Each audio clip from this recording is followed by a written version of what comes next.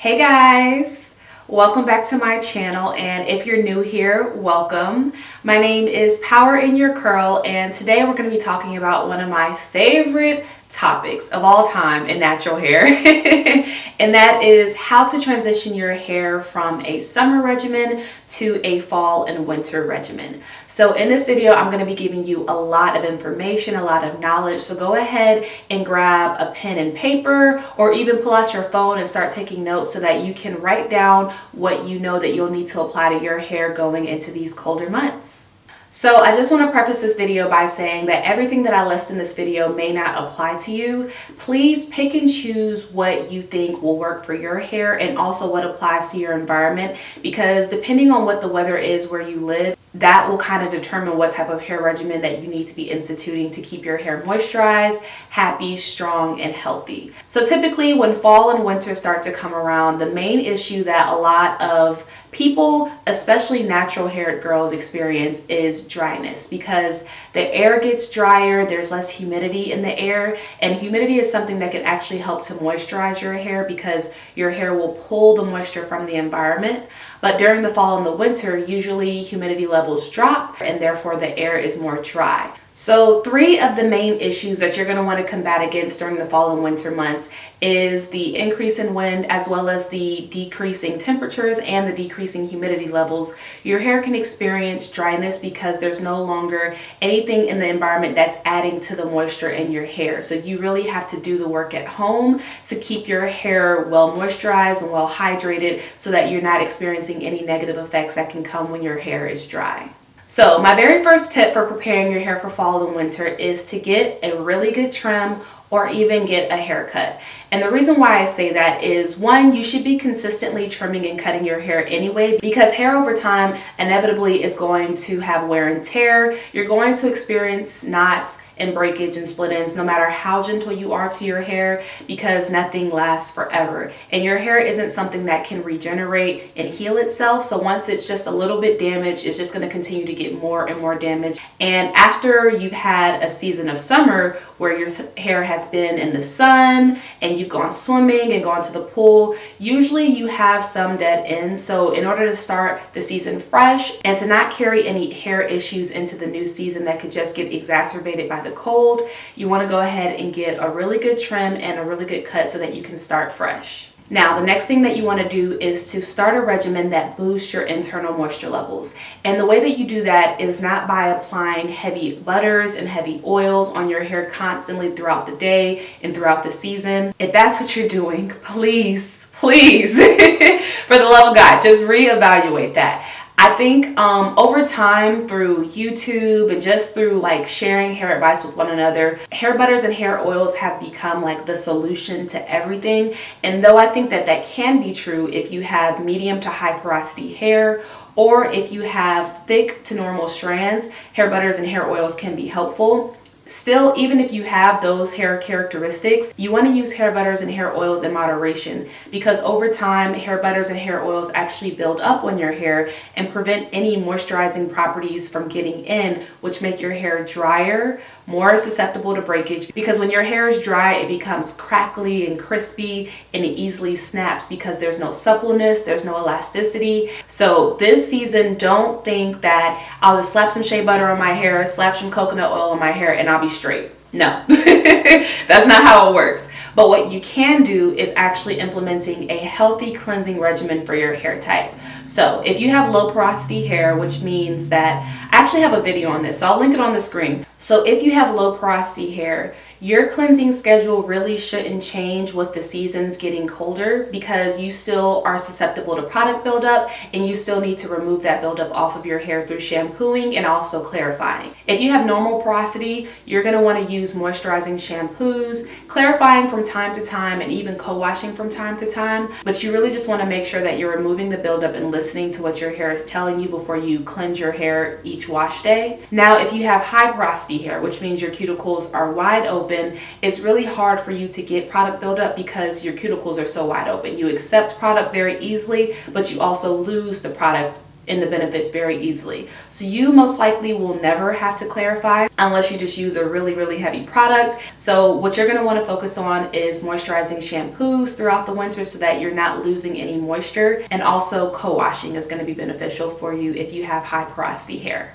So once you figure out what the best cleansing method is for your hair during the colder months, you're also going to want to make sure that you're conditioning after you cleanse, and that's just going to add some moisture and some nutrients back into your hair that the shampoo may have cleansed out. Now, there are a few different ways that you can condition your hair, and the first of which is just using a rinse out conditioner. After you cleanse your hair, you use a conditioner to kind of impart some moisture back into it, give you a little bit of slip before you move on to the next part of your wash day process, as well as deep conditioning more frequently and steaming. So deep conditioning and steaming are not the same thing. They don't do the same things. And the reason why you want to implement both into your hair care regimen during the colder months is because it's going to help boost the moisture levels in your hair as well as hydrate your hair, which are two different things. So if your hair is really dry, using a moisturizing deep conditioner during the colder months is going to give your hair that nourishment that it needs that it doesn't have naturally right now. And that's important because if you're not giving your hair that nourishment, where is it going to get it? And also, if your hair is weak or brittle or really frizzy, you may have hair that's damaged. And if your hair is damaged, you definitely want to make sure that you're doing protein treatments throughout the winter months. Any hair issue that you're experiencing will be exacerbated by the cold. So if your hair is damaged or colored or brittle, you want to make sure that you're using a fortifying, strengthening deep conditioner. The reason why steaming and deep conditioning are different is because steaming is a process that really helps to hydrate your hair because you're taking hot steam, hot water, and it's opening up your hair cuticle, and the water is really what's going into your hair. So using a steamer in your hair regimen while you're doing a treatment is going to really open up your cuticles and increase your hydration, increase your elasticity. And when your hair has elasticity, basically it means that you can kind of move it around without it snapping and breaking off. So of course that's going to decrease your breakage and help you retain more length during the cold months. And another benefit of using a steamer in your hair regimen is that it's going to increase your scalp health, which is actually what the steamer was originally made for. They just found that over time it also helped to keep your hair healthy as well. But the steamer is going to impart that hydration into your scalp. And as we all know, your hair grows from your scalp. So your scalp is pretty much like the soil and your hair is the flower. So if you make sure your soil is nutrient rich, you make sure that it's hydrated, you're going to reap very healthy plants. So in order to have the healthiest hair possible, you really want to make sure that your scalp is healthy as well. So in line with getting your hair to be more hydrated from the inside out, drinking more water is very important. I know everybody says it, but honestly, it's the truth. Like if you want to have healthy hair, you have to be healthy internally. So if you think about it, water is the giver of life.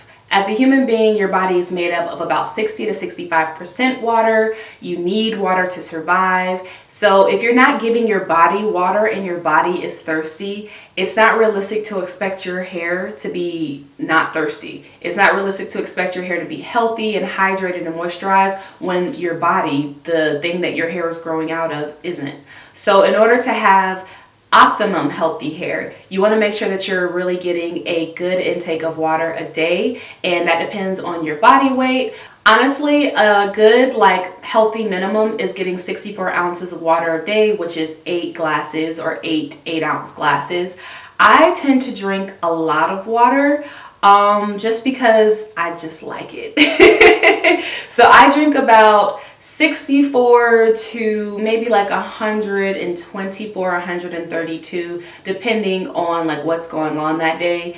And I really feel better when I drink a lot of water. Something that's very important, not just for your hair health, but for your health in general, is taking vitamins. Most of us will not get all the vitamins that we need from our food. It would just be crazy, almost impossible to get every vitamin that you needed every single day from what you were eating.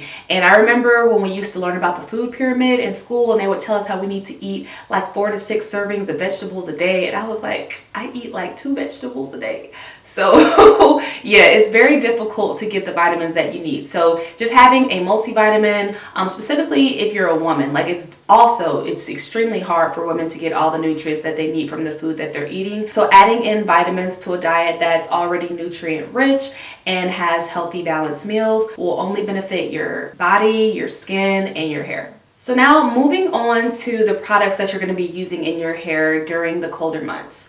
When you're choosing your products, you want to use what works best for you. Check out my video on hair porosity and hair type and how to moisturize your hair to see exactly what types of products and how heavy your products should be so that you're getting optimum moisture for your hair type. But really in the colder months more than ever, I think it's important to focus on what type of ingredients are in your products. You don't want to have any product that's going to clog your hair, weigh your hair down, coat your hair, and make it difficult for you to remove that buildup on wash day. So if you're using products that have silicones, you want to be cognizant of that because you're going to want to make sure that you're completely cleansing those silicones out of your hair with the sulfate shampoo, or just don't use the products with silicones at all so you don't have to worry about your hair getting clogged. Also, if you're using ingredients that have alcohols in them, that's going to make it even harder to keep your hair moisturized throughout the week and throughout the season because alcohols can be very, very drying to the hair. You could be doing all these steps in this video or even other steps that you find that work for you,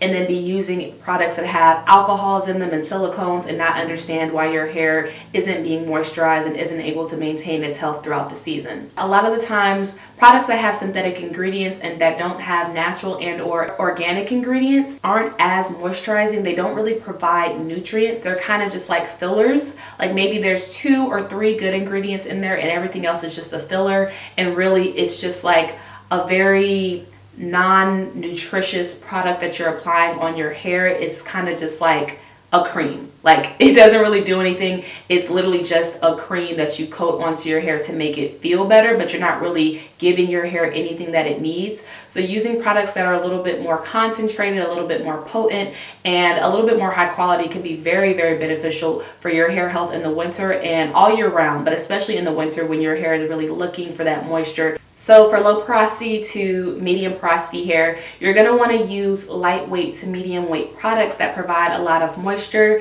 but aren't going to weigh your hair down. And then for medium porosity to high porosity hair, you're still going to want to have those medium to lightweight products, but you can also institute a heavier cream that will also provide a lot of moisture and give an emollient type of feel to your hair that you may be looking for.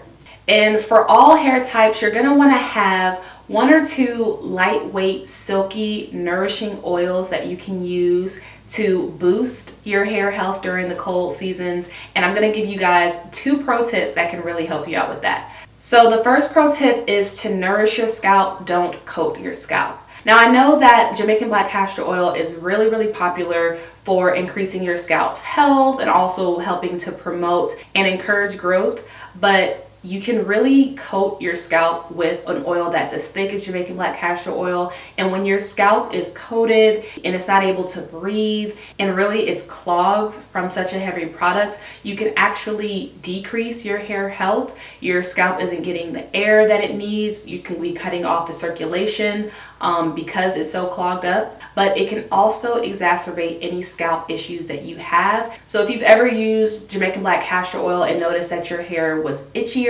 than usual or was more tender than usual, you want to have lightweight nourishing oils that can help nourish your scalp without coating your scalp. And some oils that fall into that category are carrot oil. Carrot oil is a really, really good nutrient-rich lightweight oil that can add to your scalp health without actually weighing your hair down or clogging your scalp up. Also, almond oil is amazing. It's very lightweight. And the way that you see if an oil is lightweight is if you put it on your hand and it just fluidly runs down your hand, and it's kind of like almost like water in a way. You want to get it to as close as water as you can get it, because anything that's thicker than that is really just going to sit on your hair. Avocado oil can be really good for this, and if you want something really light, grapeseed oil can be great as well. And if you're looking for something a little bit thicker, especially if you're like not low porosity, jojoba oil may be something that's good for you. I feel like for low porosity hair, jojoba oil is a little bit too thick, but it can be really helpful if you have medium or high porosity hair. So once you've found a very nourishing and lightweight oil that works for your scalp and your hair type, you also want to implement scalp massages. Scalp massages are very important. If you want your hair to thrive and to flourish and really just kind of like be out of this world, which is what I'm trying to get my hair to be, I want my hair to be like a living thing. Like I want my hair to be, I want to walk into a room and it's like, boom, like my hair is here. You know what I mean? When you're massaging your scalp, you're helping the blood in your body to circulate to your scalp because you're basically encouraging that circulation with your fingers. And if you're eating a balanced diet that's nutrient rich with a vitamin, your blood is going to be nutrient rich, and that nutrient rich blood is going to flow to your scalp, which we said before is where your hair grows out of. So if you're having nutrients being delivered to your scalp at least once a day and your hair is coming from that environment, your hair is going to be as healthy as it possibly can be. When it gets colder outside, your circulation in your body naturally slows down. So by doing scalp massages during the colder months, you're helping to encourage that circulation and to keep that constant flow of nutrients so that your hair can be as healthy as possible. Scalp massages also help to increase your natural oil production, and it helps to promote hair growth. So if you have any areas of your hair that are thinning or even maybe balding, scalp massages can be very helpful. And if you experience hair fallout from stress, scalp massages come in handy a lot. I know a lot of the times in the fall and winter, especially if you're in school, midterms are happening. A lot of the times we're also experiencing stress from being around our families and during the holidays, because as much as we love our families, they can be stressful. And just the pressure of the holidays, hosting, making gifts for everyone or buying gifts for everyone. So if you experience higher levels of stress in November and December and also January, because it's like the start of the year and it's time to make all these changes, scalp massages can be very helpful if your hair experiences any negative effects from that stress. And just a side note, I've actually been experiencing some hair fallout from stress myself, which is why I'm so well versed in that topic. And I'm going to be sharing with you guys exactly how I'm nursing my hair back to health once I kind of get my regimen down for that. But so far I have been instituting scalp massages. I try to do it once a day for 20 minutes. And I like to do it while I watch Netflix. Right now I'm watching Greenleaf on Netflix.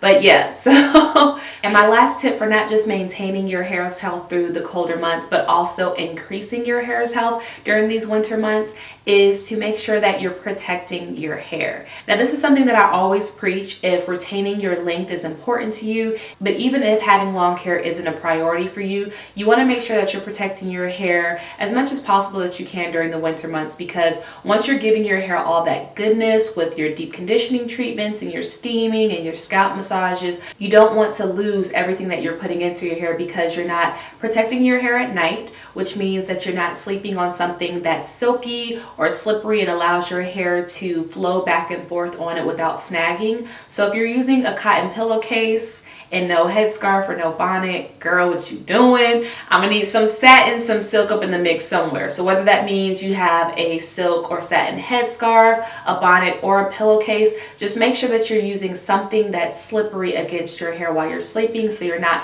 pulling the moisture out of your hair and exacerbating moisture issues that you're going to be having during these upcoming months.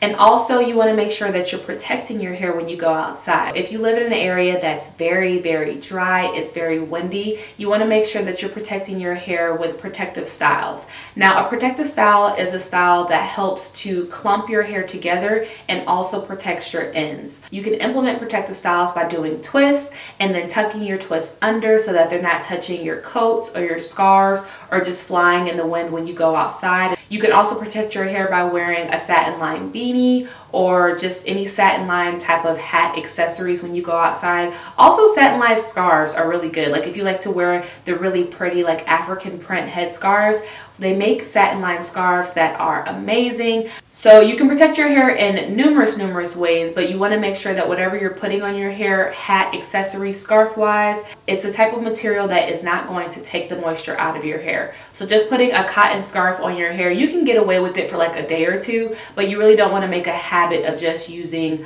such harsh fabrics on your hair, especially during the winter time. So that was pretty much my entire video on how to prep your hair for the fall and winter, and also how to increase your hair's health even when it's cold outside.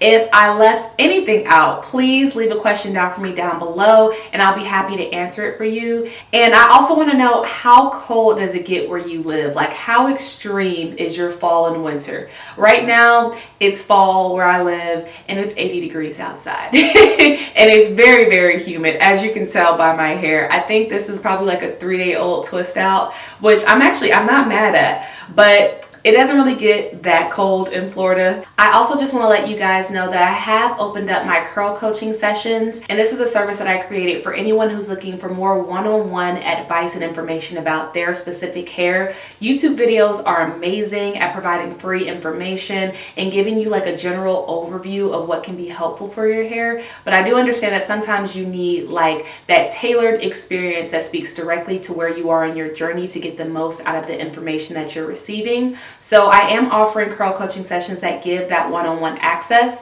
and this is a paid service, so it may not be for everyone, but if this is something that you've been looking for, getting help from someone that you can actually talk to, I'm gonna have a link down below in my description box where you can fill out an intake survey that kind of gives me an idea of what you're looking for, and also it'll give me a way to contact you and we can get started with curl coaching sessions together. But okay, you guys, I'm gonna let you go. I know this was a long one. Thank you so much for hanging in there. Be sure to share this video with someone that you feel may need it for these upcoming fall months, and even save it to a playlist so that you can come back to it throughout these next few months. Just in case you experience some issues with your hair care, you can rewatch this video and see if there's something that you're missing or something that you need to tweak in your regimen. But I really appreciate you guys so much for hanging out with me today. I hope that you had a beautiful day. I really want you to honor yourself in everything that you do, the conversations that you have, and the activities that you take part in. Just know your worth and operate in that. Don't bring yourself down for anything.